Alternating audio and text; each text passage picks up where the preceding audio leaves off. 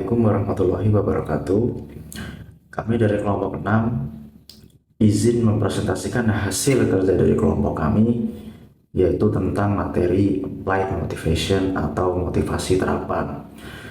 Untuk anggota dari kelompok kami, yang pertama ada Yuni Listiawati dengan NIM 2205513041. Kemudian ada Hani Atul Mas Rifah dengan NIM 2205513047. Kemudian Kindanjar Widodo 2205513049. Kemudian Ima Febriani 2205513054. Dan yang terakhir ada saya sendiri, yaitu Bayu Sandi Yuda dengan NIM 2205513070. Baik, selanjutnya akan dipaparkan oleh saya, yaitu adalah motivasi. Apa itu motivasi?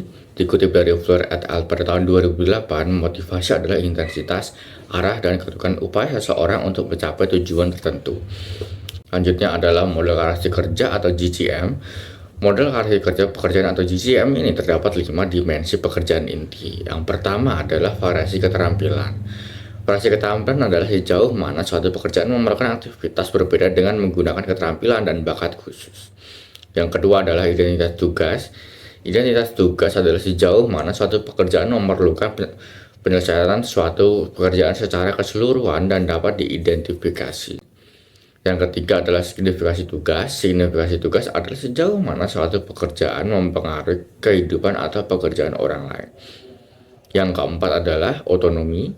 Otonomi adalah sejauh mana suatu pekerjaan memberikan kebebasan, kemandirian, dan kebijaksanaan kepada pekerja dalam menjadwalkan pekerjaan dan menentukan prosedur pelaksanaannya.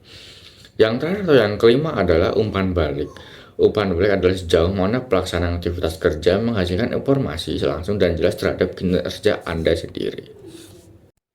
Selanjutnya di sini saya akan menjelaskan tentang membandingkan cara-cara utama untuk mendesain ulang pekerjaan. Cara-cara untuk menerapkan GCM atau Job Characteristic Model dalam praktik agar pekerjaan menjadi lebih termotivasi. Yang pertama adalah rotasi pekerjaan. Jika karyawan mengalami rutinitas pekerjaan yang berlebihan, salah satu alternatifnya adalah rotasi pekerjaan atau perpindahan berkala seorang karyawan dari satu tugas ke tugas lain dengan persyaratan keterampilan serupa pada tingkat organisasi yang sama atau disebut dengan pelatihan silang. Produsen juga menggunakan rotasi pekerjaan sesuai kebutuhan untuk merespon volume pesanan yang masuk dengan lebih fleksibel. Manajer baru terkadang juga dirotasi pekerjaannya untuk membantu mereka mendapatkan gambaran keseluruhan organisasi.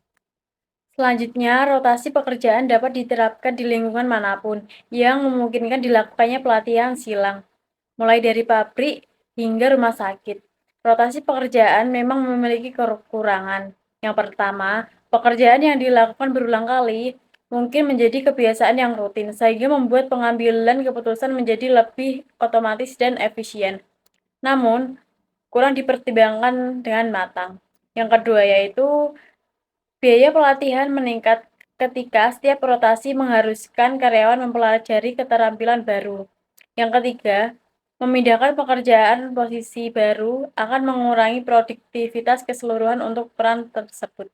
Keempat, rotasi pekerjaan menimbulkan gangguan ketika anggota kelompok kerja harus menyesuaikan diri dengan pegawai baru.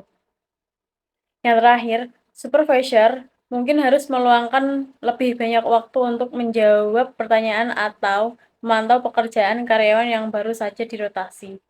Kemudian yang kedua yaitu desain pekerjaan rasional. Salah satu cara untuk menjadikan pekerjaan lebih memotivasi secara prososial adalah dengan lebih menghubungkan karyawan dengan penerima manfaat dari pekerjaan mereka.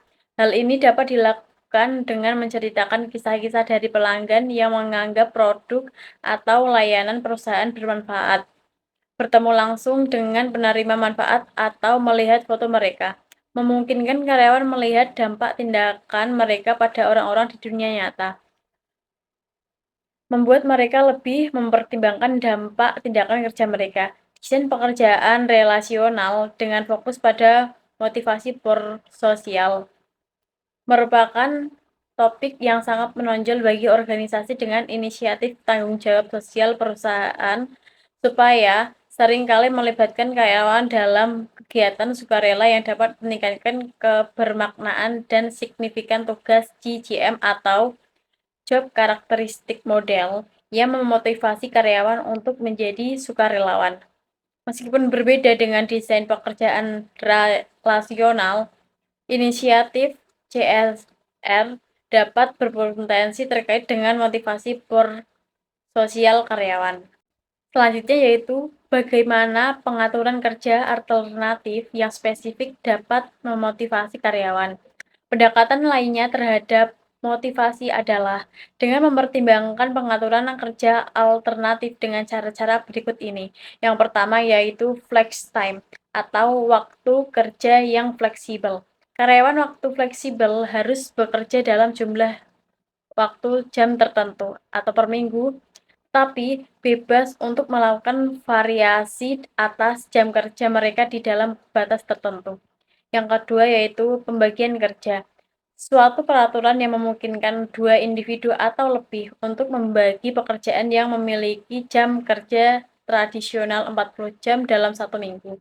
Yang ketiga, bekerja jarak jauh atau yang disebut dengan telekommuting. Telekommuting mengacu pada bekerja di rumah atau dimanapun yang dipilih karyawan, yaitu di luar tempat kerja setidaknya 2 hari seminggu dengan menggunakan komputer yang terhubung ke kantor perusahaan. Bagaimana ukuran keterlibatan karyawan dapat memotivasi karyawan? Keterlibatan dan partisipasi karyawan atau EIP, suatu proses partisipatif yang menggunakan masukan karyawan untuk meningkatkan komitmen karyawan terhadap keberhasilan suatu organisasi. Jika pekerja terlibat dalam pengambilan keputusan yang meningkatkan otonomi dan kendali atas kehidupan kerja mereka akan menjadi lebih termotivasi berkomitmen terhadap organisasi. Ada dua bentuk program keterlibatan karyawan, yaitu 1. Manajemen partisipatif. Manajemen partisipatif adalah pengambilan keputusan bersama di mana bawahan berbagi kekuasaan pengambilan keputusan dalam jumlah besar dengan para atasan langsung. 2. Partisipasi representatif. Suatu sistem di mana pekerja berpartisipasi dalam pengambilan keputusan organisasi melalui sekelompok kecil representatif pekerja. Berbagai jenis program gaji variabel dapat meningkatkan motivasi karyawan. Menggunakan hadiah ekstrinsik untuk memotivasi karyawan. Mengingat gaji merupakan hal yang sangat penting, apakah organisasi akan memimpin, menyamai, atau tertinggal dari pasar dalam hal gaji. Bagaimana kontribusi individu akan diakui? Pada bagian ini kami akan mempertimbangkan 1. Apa yang harus dibayar kepada karyawan? Menetapkan struktur pembayaran. Ada banyak cara untuk membayar karyawan. Proses penetapan tingkat gaji pada awalnya memerlukan penyeimbangan ekuitas internal. Nilai pekerja bagi organisasi atau biasanya ditetapkan melalui proses teknis yang disebut evaluasi pekerjaan. Dan ekuitas eksternal, daya saing gaji suatu organisasi dibandingkan dengan gaji di industrinya, biasanya ditentukan melalui survei gaji. 2. Bagaimana cara membayar masing-masing karyawan? Memberikan imbalan kepada para karyawan melalui program gaji yang bervariabel. Program pembayaran variabel, rencana pembayaran yang membagi sebagian gaji karyawan berdasarkan ukuran kinerja individu dan atau organisasi. Rencana gaji variabel telah lama digunakan untuk memberikan kompensasi kepada tenaga penjualan dan eksekutif. Namun, cakupan pekerjaan dengan gaji variabel telah diperluas dengan terwujudnya potensi motivasi. Secara global, sekitar 80% perusahaan menawarkan beberapa bentuk rencana pembayaran variabel. Jenis-jenis program pembayaran variabel sebagai berikut. 1. Pembayaran fixed rate. Rencana penggajian di mana dibayar digunakan dalam lingkungan organisasi manapun yang keluarannya cukup serupa untuk dievaluasi berdasarkan kuantitas. Oke, yang kedua ada rencana pembayaran berdasarkan prestasi. Membayar kinerja individu berdasarkan peringkat penilaian kinerja. Keuntungan utamanya merupakan karyawan yang berkinerja tinggi bisa mendapatkan kenaikan gaji yang lebih besar. Selanjutnya yang ketiga ada bonus. Rencana pembayaran yang memberikan penghargaan kepada karyawan atas kinerja terkini, bukan kinerja historis. Bonus tahunan merupakan komponen penting dari total kompensasi bagi banyak orang pekerja. Selanjutnya yang keempat ada rencana pembagian keuntungan, di mana sebuah program seluruh organisasi yang mendistribusikan kompensasi berdasarkan beberapa formula yang dirancang berdasarkan profitabilitas perusahaan. Yang terakhir ada rencana kepemilikan saham karyawan atau biasa disebut ESOP, adalah program tunjangan yang didirikan perusahaan di mana karyawan memperoleh saham seringkali dengan harga di bawah harga pasar sebagai bagian dari tunjangan mereka. Selanjutnya, bagaimana manfaat yang fleksibel mengubah manfaat menjadi motivator. Seperti gaji, tunjangan merupakan bekal sekaligus motivator. Di situ terdapat dua kisah dari Todd dan Allison yang dimana Todd khawatir terhadap kesehatannya, sementara Allison lebih suka untuk liburan tambahan. Paket tunjangan yang terstandarisasi sepertinya tidak akan mampu untuk memenuhi kebutuhan Todd dan Allison dengan baik. Namun, Citigroup dapat memenuhi kedua kebutuhan tersebut dengan manfaat yang fleksibel. Manfaat yang fleksibel itu mengindividualisasikan penghargaan dengan memungkinkan setiap karyawan untuk memilih paket kompensasi yang paling memuaskan kebutuhan dengan situasinya saat ini. Selanjutnya yaitu manfaat motivasi intrinsik dari program pengakuan karyawan. Di slide sebelumnya kita telah membahas terkait memotivasi karyawan melalui desain pekerjaan dan imbalan ekstrinsik yang berupa gaji dan tunjangan. Pada tingkat organisasi, apakah hanya itu cara untuk memotivasi karyawan? Tentunya sama sekali tidak.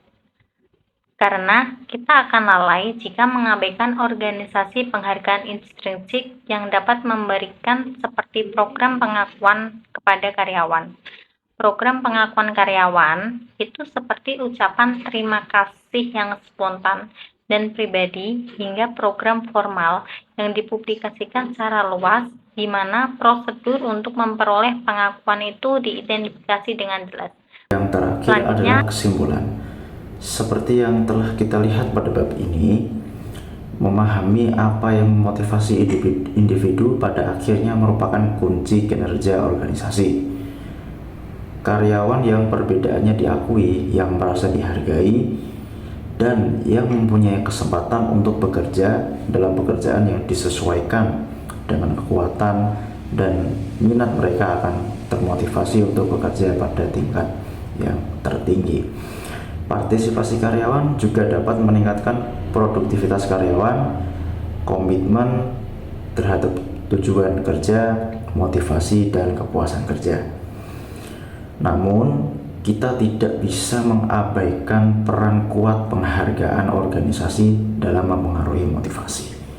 Gaji, tunjangan, dan imbalan intrinsik harus dirancang dengan hati-hati dan penuh pertimbangan untuk meningkatkan motivasi karyawan menuju hasil organisasi yang positif. Sekian dari kelompok kami. Bila ada kekurangan akan kami jadikan evaluasi untuk kedepannya.